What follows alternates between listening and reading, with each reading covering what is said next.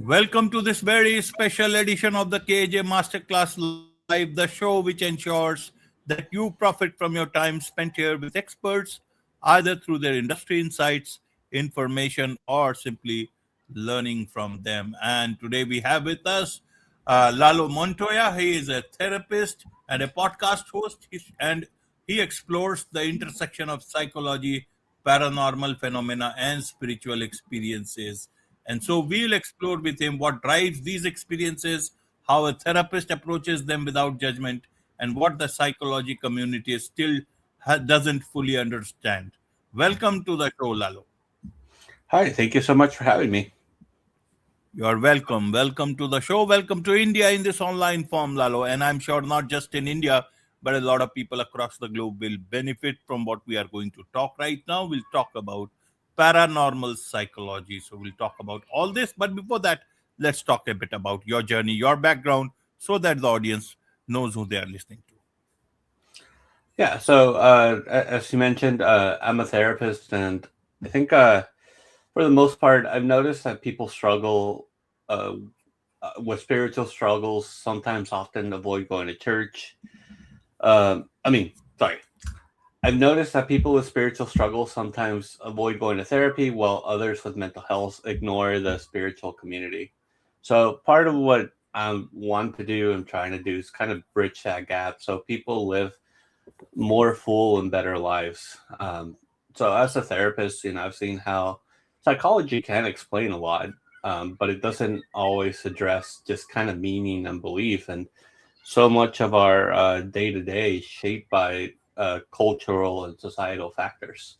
So spiritual spaces sometimes provide certain meanings that can often be overlooked. Absolutely, absolutely, Lalo. So, to understand it better, what is it that you want people to understand about ghosts, about anything paranormal, and also through you coming in and trying to help understand these things? Yeah, I want them to kind of understand that at the end of the day, an experience that they have independently of whatever it may be, independently of whatever the ultimate truth may be, a lot of times it's going to impact their psyche. And, sometimes it can be for the good and that it can give them hope. But in other experiences, it can also isolate them and make them just view the world in a very negative way. So, experiences sometimes, whether fully real or perceived, have a real impact in our psychology. Absolutely. So, people across the world, in different ways, they understand these things, experience these things, try to make, you know, some whatever understanding they want to make. What is your understanding? How do you deal with it when somebody comes to you with this sort of a thing? Do they come to you? Have you experienced this, or is it just that uh, you are talking out of experience, not through your clients but other experiences? So I haven't particularly worked with too many people that have dealt with this. I come across one or two every now and then, but primarily I just deal mostly with trauma and anxiety. But as I kind of mentioned, there are limitations to what psychology science can provide. So basically, I think I kind of do it in a way almost like so, for example, a lot of times, whenever there's a case of like what's considered like possession or whatnot, the Catholic Church generally actually makes people go see a psychiatrist or therapist a lot of times to just rule out things that might be fairly obvious. So there are a lot of things that, again, can be supernatural and can, in some ways, maybe or not supernatural, at least be unexplained. But at the same time, there are some things that are just almost like textbook, either paranoia, textbook schizophrenia. They may have to do with, like there's somebody that I once talked to for a couple of sessions, and they were telling me all this stuff that was going on, some very pretty extreme kind of symptoms, and then like 4 or 5 sessions later, they also tell me that they're doing a significant amount of like drugs, meth in particular, and that within itself would probably explain most of the symptoms. Absolutely. So how should people understand what paranormal psychology is all about? So it's more than anything, again, I think for me about like just the human experience. What does this mean in terms of culture, in terms of just how we view the world, right? There's I think I talked about the example at some point previously about like I remember the first time I opened my abnormal psychology book, and it talked about this whole idea that if you see somebody kind of outside and they are talking to a man in the sky, right? And so the whole thing was this: are they in that instance, for example, are they like schizophrenic? Do they have some kind of mental disorder, something like that, right? But then if you talk to them and they say that they're praying or they're talking to God, that drastically changes the perception of how we approach someone like that. And I mean, for some people still, especially if they're atheists and don't believe in anything, right? They might still think that it's kind of absurd that somebody would do that. But I think culturally speaking, it's kind of accepted that that people pray and that has a deeper meaning. So context from a societal and cultural perspective plays a big role. Absolutely. It plays a big role. And I want to understand from you, since ages, people in almost all cultures, they talk about, paranormal, supernatural, ghosts, or whatever way it is. How is it then when there was no much connection between these various parts of the world, all those cultures talk about this? Why is it like that? How is that so much of similarity, whatever culture it has been, and those stories continue to come up and get reflected either in writings or in movies and all that stuff? So help us understand from that. Is it that people those times they were also uh, having those different problems and they were looking at it from their problem understanding, or was it actually about their real world experience in that form? So yeah, no, I mean that's one of the things that I definitely have been trying to explore. And the project is still relatively new, but we do talk quite a bit about history, and yeah, it is fascinating just seeing again how throughout history people do have these kind of connections. And I think I think more than anything, kind of personally, it has to do more just the fact that it kind of shows that the human experience is that we're all similar in a lot of different ways. Now granted, again, that there are some things that people experience sometimes that don't really have an answer.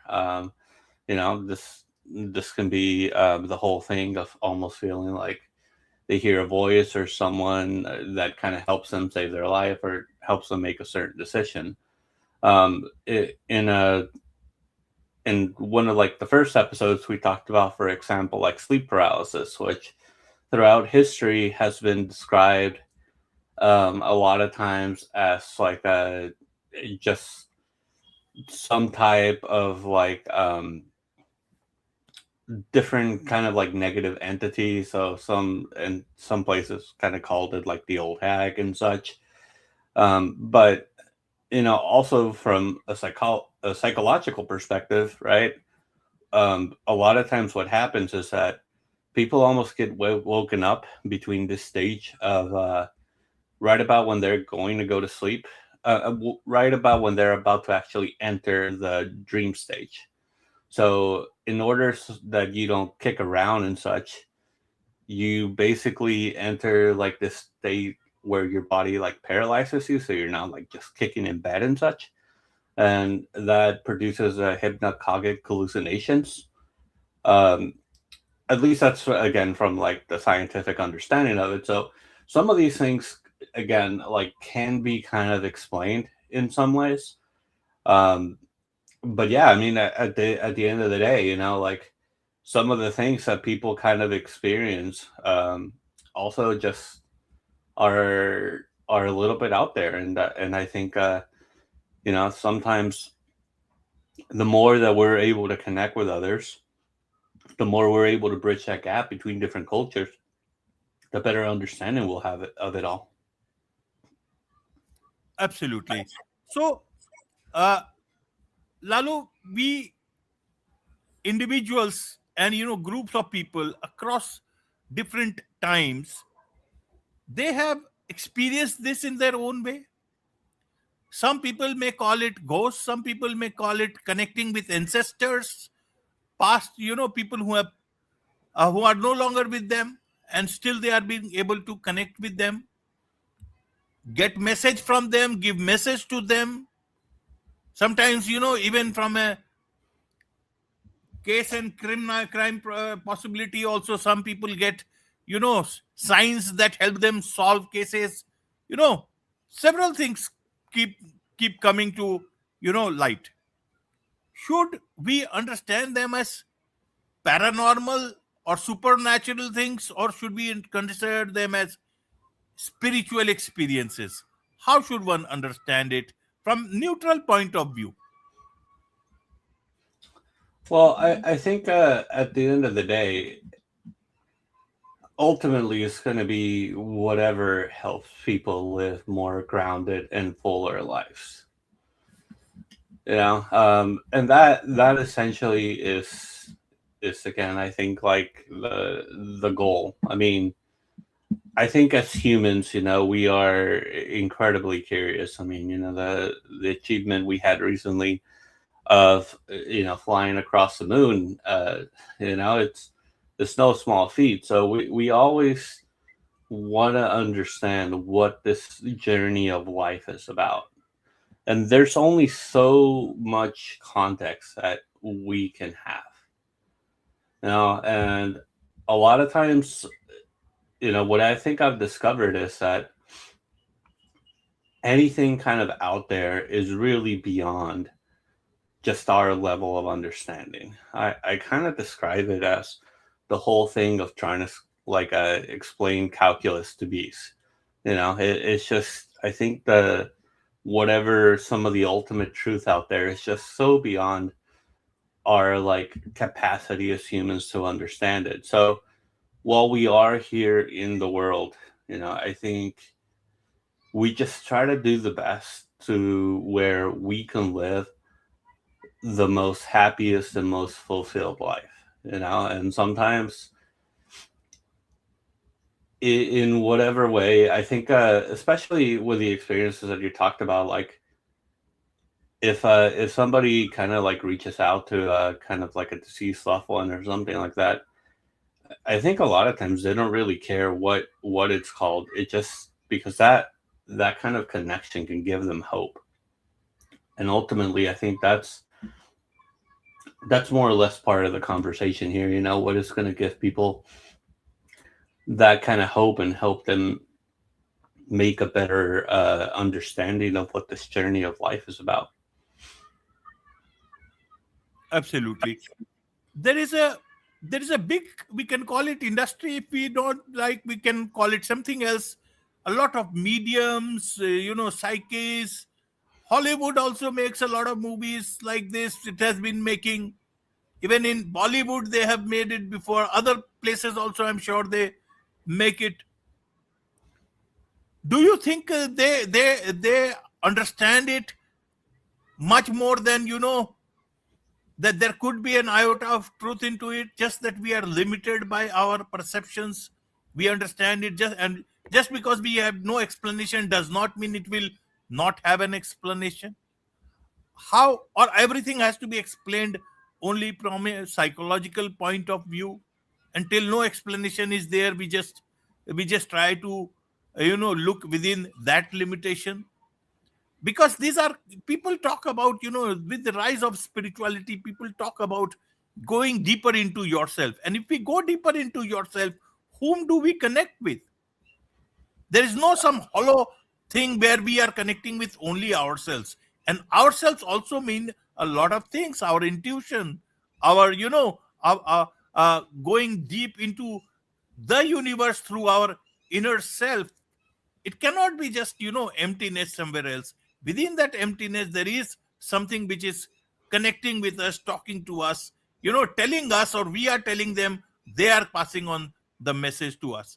How do you look at it, uh, as a psychologist, as a somebody, as a therapist, as well as something beyond therapy? You also have a podcast on this. What do you talk on the on your podcast? Yeah, so there's a couple of ways to kind of break this kind of down. You know, I actually on the next episode that we're actually going to be releasing, we recently did just talk to um, a couple of sisters who they claim to be mediums, and they just talk about kind of how it's shaped their life and how they live based off that kind of truth. And a lot of it, again, it's in the way that uh, kind of maybe like beauty's in the eye of the beholder, maybe kind of thing. I kind of see it almost like, in some ways, some of it can be kind of like art, right? For some people, you can draw something kind of very abstract, and you show someone who's very logical, because there are also different parts of the brain. There's more of like the logical aspect, and more of kind of like the abstract. Um, and so when you show somebody, for example, a certain painting, it just is very abstract. It just has a bunch of like, different lines or different things like that, right? They could just kind of see it, and they're like, oh, well, that's just a mess. There's nothing there. There's no pattern. Nothing significant about it, right? But if somebody kind of goes and sees it sometimes with a little bit more of an open mind, um, they're able to see the art in it. They're able to see the beauty of the story that the person was trying to tell sometimes as they created that piece of art. So, um, so whenever we do any episode in our podcast, it's kind of a roundabout discussion. There's four of us, and so we just provide different perspectives. I try to do my best to just kind of provide some of the psychological insights, but somebody else kind of talks about it kind of like from a historical perspective. Just how it kind of reflects sometimes across different cultures and stuff like that. Sometimes how historical people have viewed different types of things.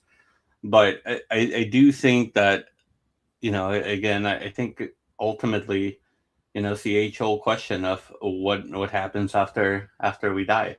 And we don't know, and we might not uh, ever know until our time comes for us to get there. But I do think that people that open themselves up to some level of spirituality, um, I think there has even been studies, if I remember correctly, that have shown that people that are in touch with some form of higher meaning tend to live more enriched, full lives, and longer lives as well. Absolutely, absolutely, Lalo. And I'm sure a lot of people would want to learn more about this from you also through your podcast. There's so much to learn about all this. So, what is the best way for them to do so? Yeah, they can go to YouTube, and it's the Realms Commune. As we're trying to create a community. The podcast is also available on Spotify, Amazon Music, Apple Podcast. Podcast, I think, is the name of the other one, and I can't remember if there's like one or two more, but I think it's in most places where most of the major podcasts are. And if anybody does have an experience, something they want to share, talk about, they can feel free to email me at therealmscommune@gmail.com. Wonderful. With this, it's a wrap on this very special edition of the KJ Masterclass Live. Thank you so much indeed for joining us. Thank you so much.